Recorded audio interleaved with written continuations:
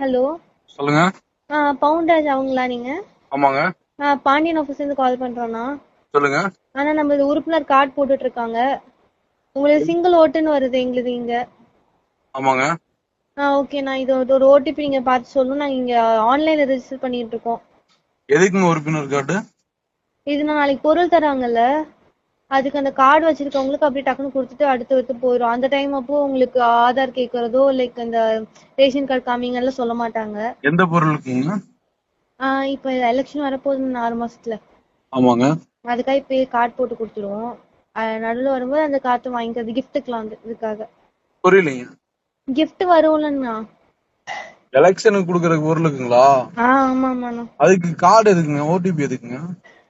அந்த கார்டுல இப்போ வந்துட்டு உங்க ஓடிபி போட்டு கார்டு, இப்போ உங்க ஓடிபி வாங்கினா தானே ரிஜிஸ்டர் பண்ற மாதிரி கொடுத்துருக்காங்க ஒரு கட்சியில ஒரு சேர்றதுங்களா? குடும்பத்துக்கு.